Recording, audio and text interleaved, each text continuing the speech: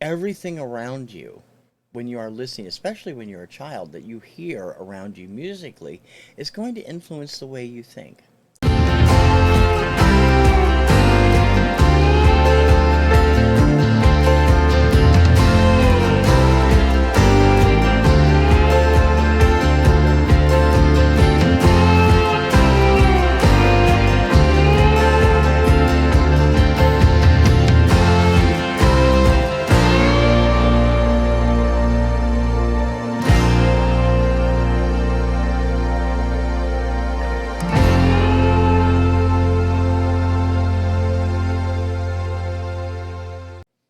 Hello, everybody. I'm TC Kirkham, the Kirkham Report. Welcome to Influencers.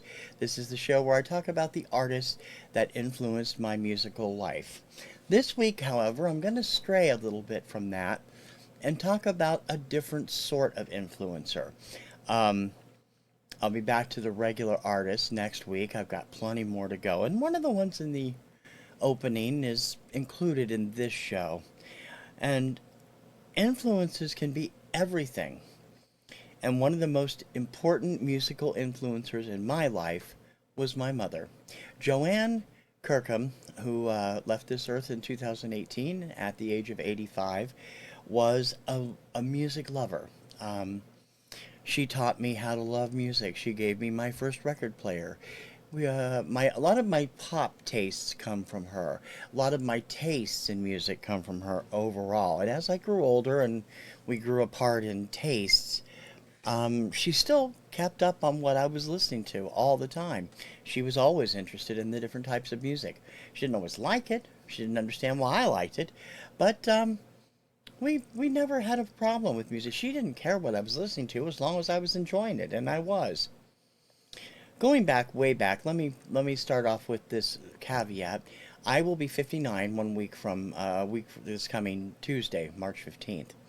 So I've been around for almost 59 years. I was born in 1963. My mom was 30 years old that year.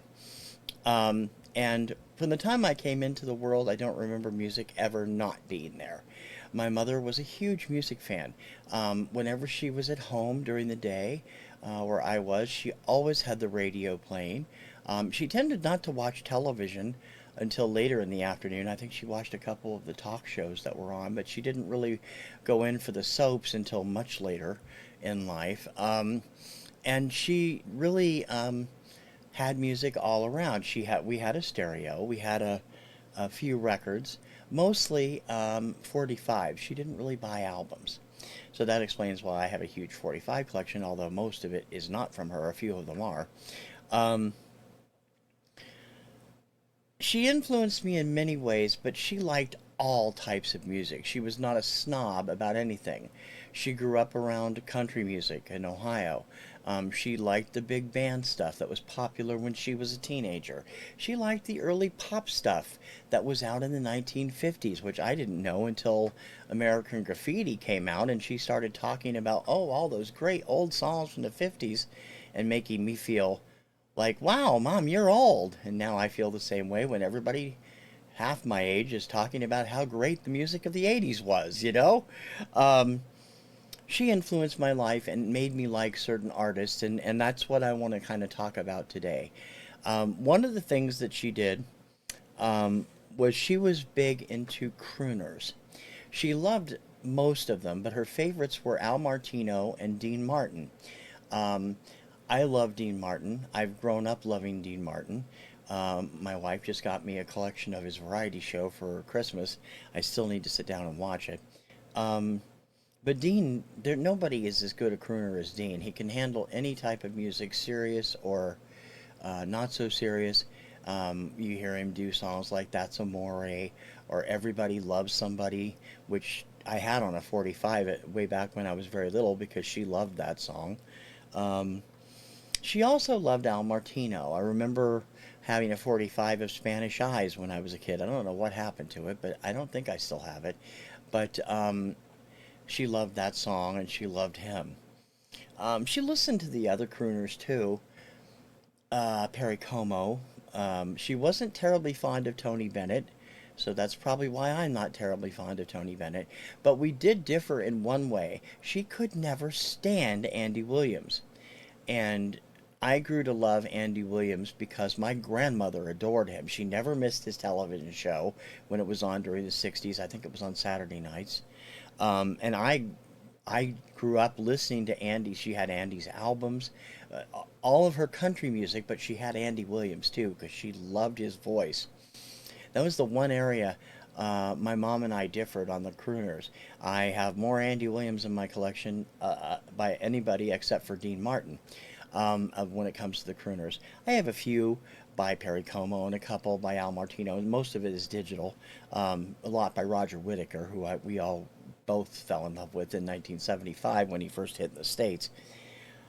But crooners were a big part of my life because that's what Mom listened to. She also liked good instrumental pop or jazz. She was a big Pete Fountain fan. She had a number of Pete Fountain singles when I was little, including Born to Lose, which was not the Leonard Cohen song. And she loved Boots Randolph. And she was always tickled pink that when we found out in the 1980s, when they eventually migrated to America, that Benny Hill used yakety sax in all of his chase scenes. She loved that song. Um, because of Mom, and here I go. Here I am. I'm a guy that admits to being a big pop fan. And when everybody around me was listening to heavy metal, I was listening to the Carpenters, ABBA, Captain Tennille, Leif Garrett, and disco back when I was in high school. But something I've never stopped listening to, even though my mom wasn't as big a fan as I ended up becoming, was the format known as beautiful music, what my wife calls Sears music. What most people call muzak, or there are alternate genres out there. There's space age bachelor pad music, there's lounge music. I became a huge fan of that when I was just a kid. My mom never, like I said, she always had the radio on, and it was usually on what we would call a light pop station. Um, KSPO in Spokane comes to mind because we lived outside of Spokane, Washington at the time. And they would play the poppy Simon and Garfunkel. They would play Dionne Warwick. They would also play some pop instrumental stuff. Love is Blue by Paul Moriat remains one of my favorite songs of all time. Love that song. And it is still the biggest hit song to ever come out of Eurovision to hit in America. It was fourth place that year at Eurovision, a vocal version of it was. Um, but I really have always loved that kind of music, and I gravitated toward it because I started using it to sleep. Now that sounds kind of weird, but I always had the radio on when I was in bed.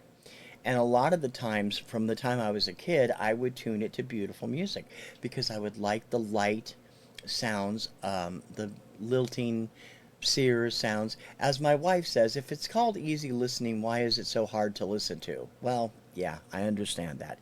But let me tell you, it truly is wonderful background music. Now, there are bad examples of beautiful music. When I worked at a fast food restaurant in the 80s, in between gigs with record stores or whatever, we had this terrible Muzak system, and they had one of the worst instrumental renditions of the theme from MASH. And it was on a tape, so it played every day around 11 o'clock in the morning, right when the restaurant was opening. And it was terrible. I mean, it was terrible. There are great instrumental versions of the theme from MASH out there, including what was used on the TV show, but that one was awful.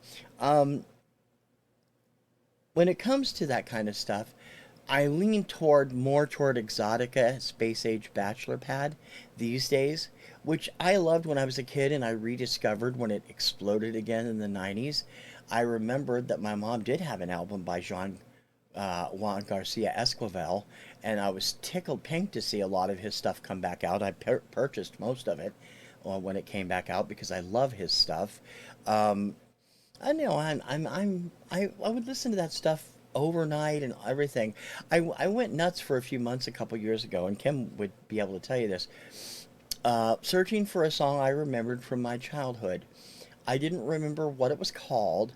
All I knew, it was string oriented, and it sounded like what my wife describes as happy homemaker music. After a few days of searching, I discovered it was a song called Holiday for Strings by David Rose and his orchestra. And so I found a number of different versions of that since I've rediscovered it. And I've also, thanks to my search for that, discovered this whole series of light music albums that I'm eventually hoping to get. And I did start investing in some Ultra Lounge albums when my friend Adam at Record Crate had a whole bunch of the CDs in stock. I'm missing quite a few of them. But I love that kind of music. I find it to be very great, truly great background music, which is what it's supposed to be. I mean, this is why Kim calls it Sears music, because they play it in department stores. Now they play contemporary music, but back then they played this kind of beautiful music that was supposed to be just in the background, keep it from being, deadly silent in there. I really love that kind of stuff. Um, but my mom also was into soft rock. As I said, when we listened to the radio, she had it on KSPO quite often. I remember when we were driving around, I've told this story before on my website. I don't know if I've actually told it on the channel before, but there was a time I remember when I was 3 or 4 and I would have trouble sleeping at night um, back before all the rules came into effect. We're talking late 60s here, mid 67, 68, maybe earlier than that, actually, maybe 65, 66. Um, Mom would bundle me up and she would lay me out on the back seat of the car. This was before car seats were required for kids. And we had this gigantic Mercury Park Lane. So the back seat was huge and the front seat was huge. And she would lay me out with my blanket and a little cup of something to drink and my pillow, and I would lay there. And she would just drive very slowly, very calmly, turn on the radio, and I would watch the wires going by outside the window while the strains of Wichita Lineman by Glenn Campbell played on the radio, and fall asleep and wake up the next day in my bed without even realizing that, that was what she was doing. Um, I always loved that, and because of that, I've always been a big fan of soft pop music. Around here, there's a joke from an old cartoon series called Sheep in the Big City that kind of music plays on what's known as awfully light FM channels. Um, but I'm talking the same kind of stuff that my mom and I really got into as a pair. The Carpenters were one of them. Olivia Newton-John, Helen Reddy, although I was always a bigger Helen Reddy fan than my mom. Um, there was also she liked Barry Manilow as much as I did. I'll talk about him in a few weeks also. There, all of that soft pop from the early 70s, we tended to like that a lot. Now, of course, when I was very little, the British invasion was going on, and I heard the Beatles, and I heard the Doors, and I heard all that stuff. But, it was okay. But I really, when it came to rock music, I was mostly influenced by television, and what I remember was being broadly introduced to my favorite artist at the time, Nancy Sinatra. I remember her Scopatone video for These Boots Are Made for Walking. I remember seeing the Monkees on television every week and enjoying their music. So I was into some more teen and adult rock, but most of it was the light pop. And I had my little record player. My mom bought me a little GE suitcase record player when I was 3. And mostly I had kiddie records, but I had pop stuff too. One of my mom's records she gave to me became our song or my song. Whenever I'd get all pissy, she'd tell me to go play my song, and I would calm down. The song was "We'll Sing in the Sunshine" by Gail Garnett. That still has a very soft spot in my heart, even though it's way old now. 1960, I believe that was a hit. Um, that kind of stuff has always stuck with me. I still continue to be a big fan of that early lounge music and also the beautiful music. I bought quite a bit of it from Adam over the last couple of years that I've never had. About a Montevani 8 CD Montevani collection. My aunt was always more into Montevani than my mom, but I've always liked that stuff. And the soft pop has been, you've seen me talk about the stuff I listen to. My first big um, teenager adult act, although they weren't really an adult act, that I got into was thanks to my Aunt Marilyn. She was a teenager in the 1960s. She was 16, 17. And we went to visit. We were living, of course, as I said, outside Spokane, Washington. We went to Ohio twice in 2 or 3 years to visit my grandparents. And of course, my aunt was still at home. She was still a teenager. And she listened constantly, constantly, when she could get the stereo, to Herman's Hermits. As a result, I have ended up a huge Hermits fan. They are my favorite British invasion band. They did a lot of stuff that was terribly underrated, and I really, to this day, love Peter Noone. I just did his solo hit, Meet Me on the Corner, down at Joe's Cafe on the Obscuria a week or two ago. Um, Hermits excited me in a way that that the other British bands never got to me. I've never really been a huge Beatles fan, although I like their music. I'm not a fanatic like so many of the people in the VC are. I'm not a fanatic for the Stones. In fact, the Stones I never really got into until their late 70s, early 80s stuff. The Kinks, I like certain songs again. The Who, again, certain songs. But of the acts that were popular in the 60s, I really tended to stick with Herman's Hermits, who my aunt loved, and the Dave Clark Five, who my aunt's later husband, then boyfriend, was huge into, and I liked them as well. Um, so when it comes to that kind of stuff, I don't know. It's a very different, eclectic style. I liked a lot of the pop stuff coming out in the 60s also that my mom listened to, and the soft rock was a big thing. We started to diverge when I got a little older. um, I told a story also, and I don't know if I told it here, but I think I've told it on the website. Um, and I may have brought it. I think I brought it up when I featured the song on Obscuria a few weeks ago. But back in 1975, when Roger Whittaker's "The Last Farewell" came out, I my mom fell in love with that song. And of course, that's her kind of song. And I told her because I had gotten my allowance, I was going into town with my then stepfather. We lived at that time outside of Tacoma, Washington, and we drove into town. Um, and my stepfather was getting some stuff, and I went to the little record store there on Sixth Avenue. If anybody lives in Tacoma and can give me an idea of the record store that used to be in the Sixth Avenue shopping center where Wigwam was, I'd really appreciate it because I can't find the name. I can remember without fail.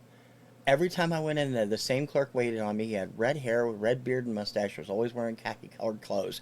I cannot, for the life of me, remember what the name of the damn store was. I walked into the store that day, and I was, of course, this is 75, summer, late spring, early summer of 75. So this is when disco was just starting to get ramped up. And I brought to the counter, uh, I mean, the clerk was probably in his 20s. I brought to the counter, I was, kind of a plump 12-year-old, brought to the counter, I think The Hustle by Van McCoy, Walking in Rhythm by the Blackbirds, or Bluebirds, I forget who did that, the album Wind Song by John Denver, and The Last Farewell by Roger Whittaker, which my mom wanted. And I've never ever thought a reaction at a record store was that funny because I thought the clerk's eyes were going to bug out. Here's this plump 12-year-old buying disco, folk, and crooner all at once. I'm like, what the heck? Um, but I love that song too, so. Um, the other influencers in my life, I think, have been my grandfather and grandmother. They're both long gone by this point. My mom's parents. Um, and the family around them, my aunt, my uncles, they were all big. They're from Central Ohio. They were all big into country music, classic country mostly. And so, although I don't like country music to a huge extent, I have an immense tolerance for it because of them. I mean, Grandpa swore by the old Hank Williams stuff, and I was kind of turned off by Hank Williams for the longest time because my uncle, when he was 18, 19, he had a band. They would get absolutely drunk and then try to sing Hank Williams stuff. And it was always hilariously funny to watch it. I mean, my uncle was a great singer, great guitar player, but, half in the bag, it was bad enough. Fully in the bag, it was a riot. And it wasn't a good riot, it was a bad riot. Anyway, I grew to like some country artists quite well. So as I grew up in my teen years and into my 20s, I was still buying certain country acts all the time. I'm very fond of Dolly Parton. I have quite a bit of her stuff. I'm very fond of Crystal Gale. I'm fond of um, Donna Fargo. Olivia Newton-John's earlier stuff is considered country. I've never really considered her country. She's pop to me.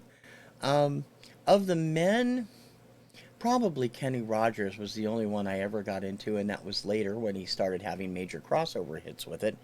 I always loved a duo called the Kendalls. They were a father and daughter. They had a few huge hits in the mid 70s, including a song called Heaven's Just a Cent Away, another song called The Pittsburgh Steelers. Again, these are songs that a father and daughter should not be singing to each other. Kim brought this up when I had Neil and Dara Sadaka on the Absuria last week. Um, you know, fathers and daughters, mothers and sons, brothers and sisters should not sing love songs to each other. Um, it's just weird.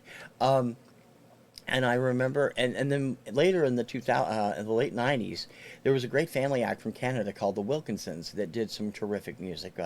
Father and his daughter and his son.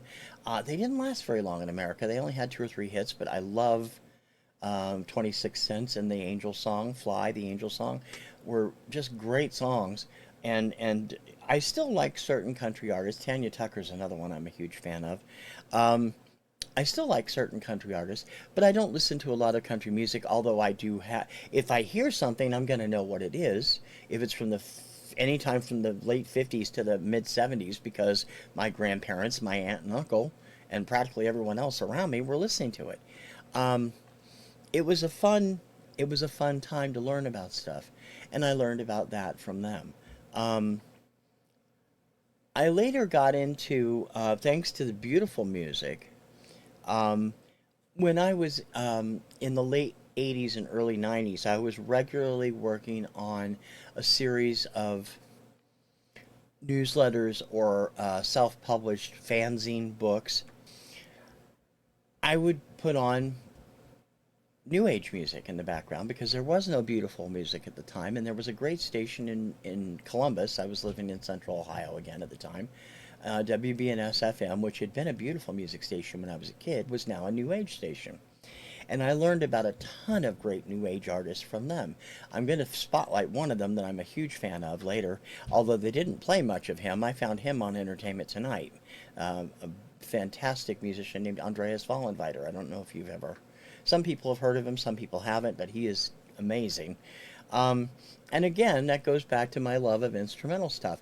I'm the love I have my mom instilled in pop instrumental stuff is where I got the love I have for Herb Alpert and the Tijuana Brass. My mom was a huge fan. She had Whipped Cream and Other Delights when I was a kid. I just picked up a copy from Black Box this last month, which I've been looking for, and I have most of Herb Alpert's '80s solo albums. And as a result, I also became a fan of Kenny G in the 1980s with his mellow alto or soprano sax. I got a number of his albums also. Um, but it all revolves back to the influences you have on family. The family around me is what really touches your first impressions. There are other people in my family that liked opera, which I never did gravitate to, and I have a tolerance for country because of my mom liked some country, but mostly because of my grandfather and grandmother, and I ended up liking the more pop, what they call countrypolitan music in the 70s and 80s, quite a bit, and there was quite a few crossovers. I mean, even Loretta Lynn and Conway Twitty and Jeannie Pruitt, and that they had crossover hits. I loved that stuff, but I was never into the Hank Snow, Dave Dudley, all that stuff that my grandfather just loved. Um, but they were influencers. It's one of the things that I say about influences is everything around you when you are listening, especially when you're a child, that you hear around you musically is going to influence the way you think about music. I didn't grow up around a lot of people that were into the rock acts that a lot of the VC loves, like Led Zeppelin and the Beatles and the Who and Jethro Tull. I never grew up around that stuff, so I never really knew it. I found some of it as I got older, and as I got older, I became a huge Def Leppard fan. I became a huge fan of other acts that were more rock, and as I got older, as I said earlier, I started moving away from disco and discovered new wave thanks to the Buggles, and also album-oriented rock thanks to a family friend who I will shout out here. Her name was Kenna K. Elledge. She was a hairdresser in our town of Harrington at the time, who introduced me to the Police with their first album, who introduced me to the Buggles, and introduced me to Creme FM, which was album-oriented rock. And from that point on, my rock and roll sensibility started to grow considerably. And again, an outside influence is pointing me in the right direction, hence an influencer. Your life influences what you listen to, and your life is influenced by what you also peddle. I'm passing out all these weird things on Obscuria every week, and I'm talking about stuff here that practically nobody in the VC talks about because that's my area of expertise. And I'm always pleased to get feedback from people saying, wow, that's really something. I will make all of you Hanson fans one day, I swear. But I digress. That having that kind of influence early in my life shaped me for what I am. The other major influence in my life as a kid was radio. Now, I didn't always have control of the radio until I was like 5 or 6 when my mom brought me my first transistor radio. But from the time I discovered American Top 40 with Casey Kasem when I was in 2nd grade, I was hooked. I wanted to be a DJ from that point on. I wanted to be involved in music and records and whatever, and I've done, I've been involved with internet radio, with record stores, with all kinds of stuff, DJ work over the last, 50 years of my life, in addition to being a huge collector and fan.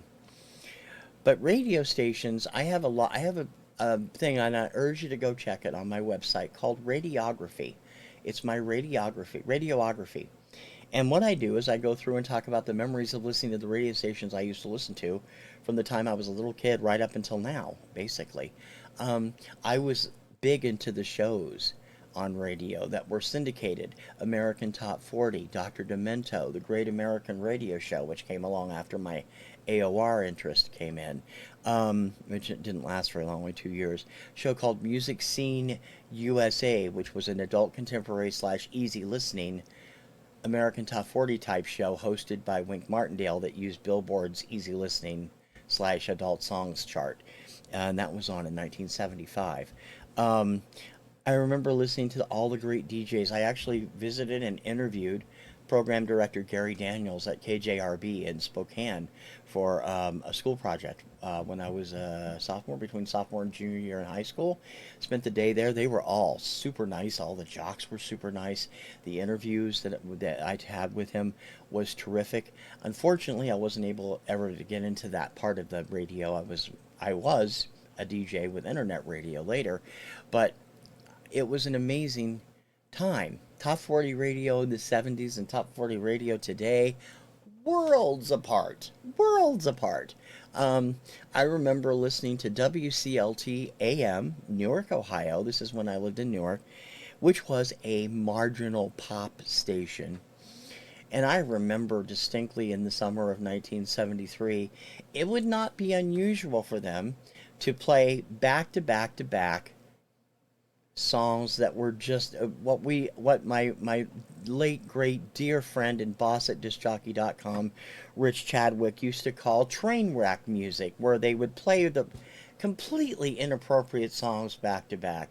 And WCLT used to play, My Love by Paul McCartney and follow that up with Frankenstein by the Edgar Winter Group, and then it would come out into Heartbeat, It's a Love Beat by the DeFranco family.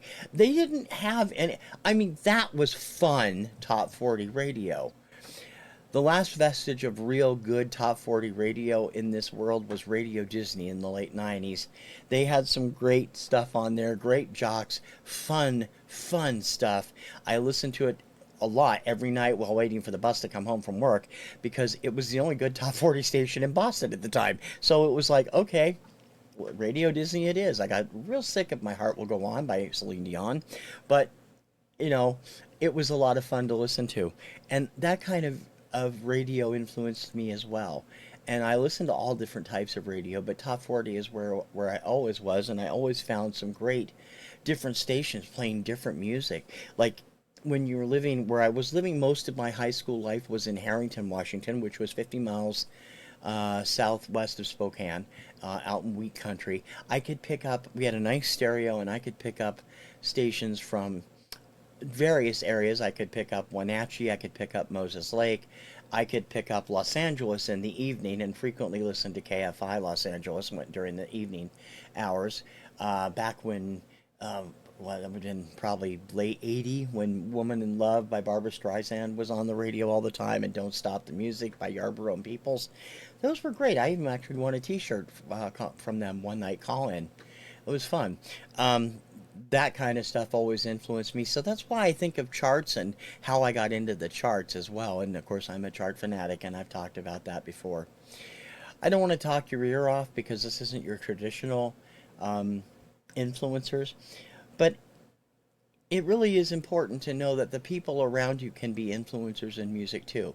I am being influenced every day by people in the VC.